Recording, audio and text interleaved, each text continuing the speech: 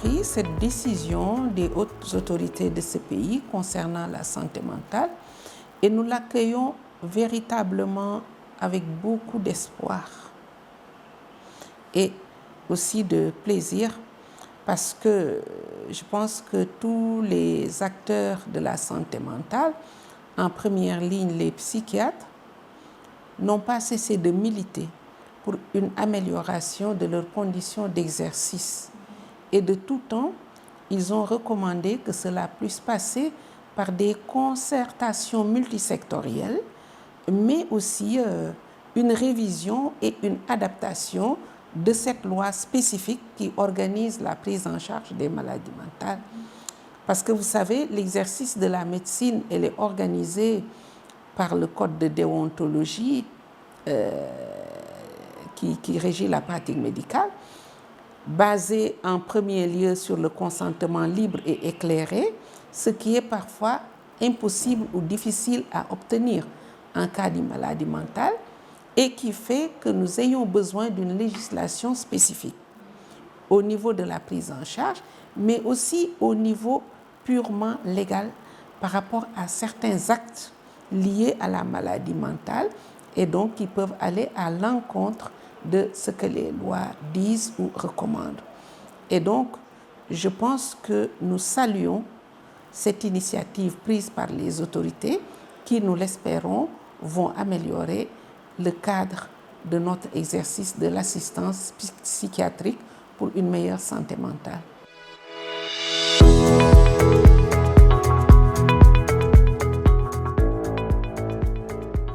Oui, une mobilisation effectivement, parce que si les soins étaient là, présents dans les structures, il y a d'autres choses qui doivent venir les compléter. Parce que nous, en tant que psychiatres, formateurs, nous sommes dans les structures hospitalières régulières où nous prenons en charge les patients qui viennent nous y trouver de leur gré ou avec leur famille. Maintenant, on sait que la maladie mentale, celui qui en souffre ne se reconnaît pas toujours comme malade. Donc, il faut qu'un dispositif soit prévu pour les amener vers les structures de soins, parce que nous ne pouvons pas aller les chercher. Et ça, c'est un dispositif juridique associé à un dispositif opérationnel qui permettra de le faire. Il y a aussi la question de la non-gratuité des soins de santé au Sénégal, qui font que des malades qui sont paupérisés par la pathologie dont ils souffrent ont besoin que quelqu'un se substitue à eux pour la prise en charge financière de leurs soins. Et je pense que tous ces aspects pourront être abordés lors de ces concertations par les différents secteurs étatiques impliqués.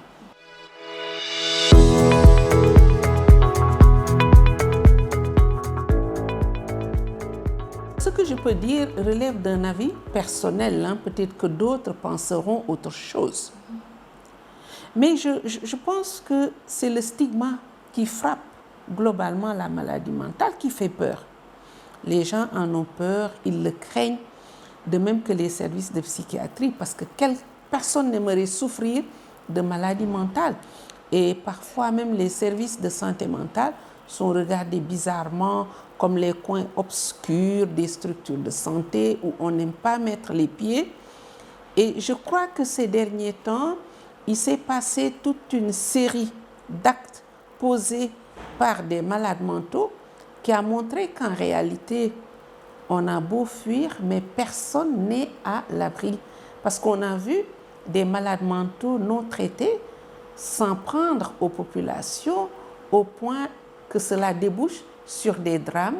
Et je pense que cela a été un peu un électrochoc qui montre que tout le monde peut être concerné. Et je crois que ça pousse à prendre action de la part de tous les acteurs.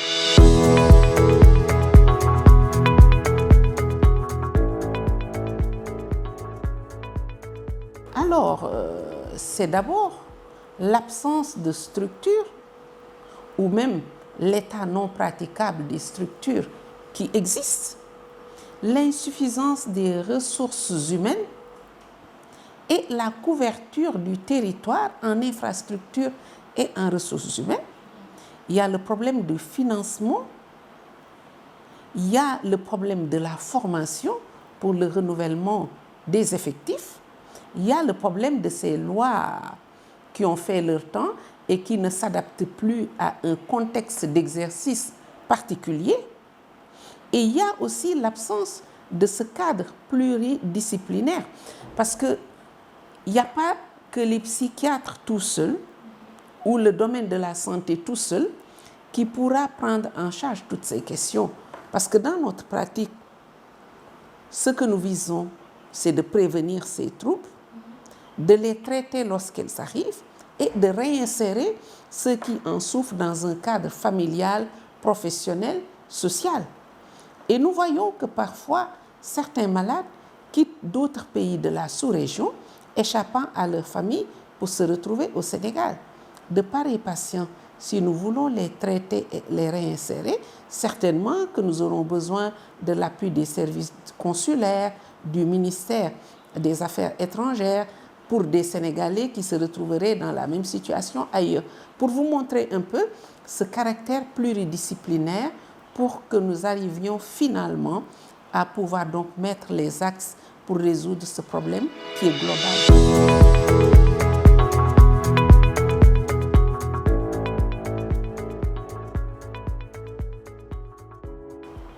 Oui, elle est coûteuse.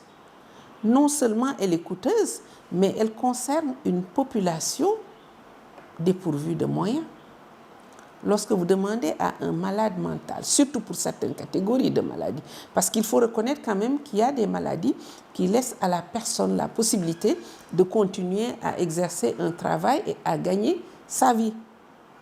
Mais celui qui vit dans la rue, qui n'a plus de ressources, si vous lui demandez de payer pour ses soins, cela va poser un éternel problème.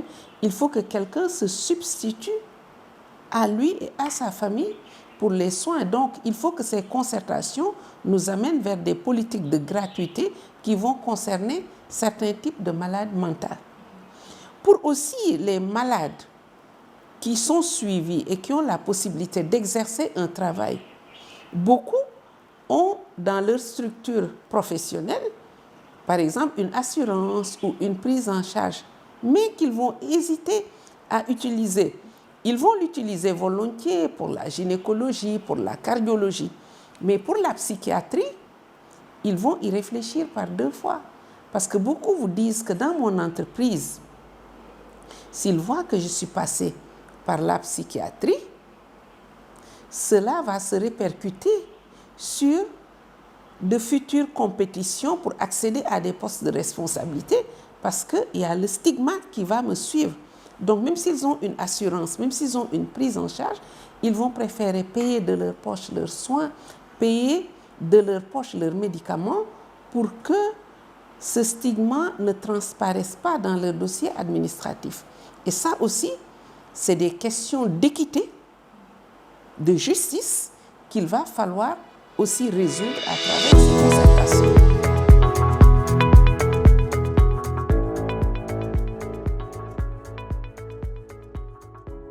Oui, mais jusqu'à quand même un certain niveau, parce qu'il faut le reconnaître, ça nous rendons encore hommage aux familles. Ici, vous verrez que la plupart des patients sont amenés par leur famille. Les familles accompagnent tant qu'elles peuvent. Et même c'est elles qui payent les frais souvent relatifs à l'hospitalisation, relatifs à l'achat des médicaments. Mais il arrive un moment où les familles s'épuisent, surtout lorsque le patient devient agressif, lorsqu'il devient violent. Ces familles ne sont pas toujours outillées à pouvoir s'assurer d'eux, à pouvoir les accompagner dans un processus de soins. Et même s'ils font ce qu'ils peuvent, il y a des moments où des structures doivent les suppléer, ne serait-ce que pour qu'elles puissent souffler un peu, elles aussi. On ne peut pas tout leur mettre dessus.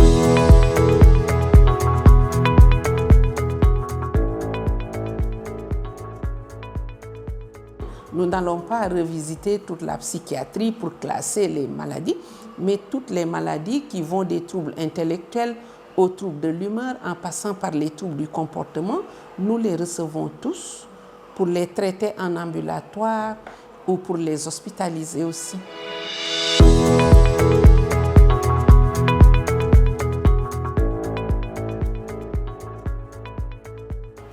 Alors, avant de faire les recommandations, c'est d'abord à leur niveau nous réjouir de ces mesures qui, comme je le disais au début, nous rassurent.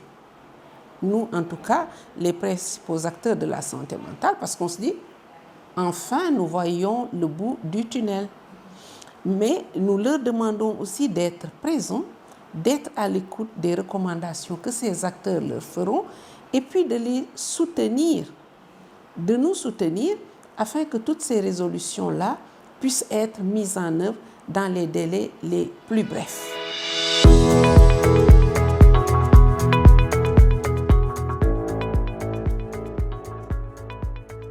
Ça, ce sont des concertations globales vers lesquelles nous allons, qui dégageront des solutions qui vont être proposées aux autorités. C'est en cours, nous échangeons entre nous autour donc de la division de la santé mentale du ministère qui porte cette question, et c'est ce qui va aboutir donc à ces larges concertations qui vont proposer encore une fois aux autorités des solutions à mettre en œuvre pour une réelle amélioration de la santé mentale des populations sénégalaises.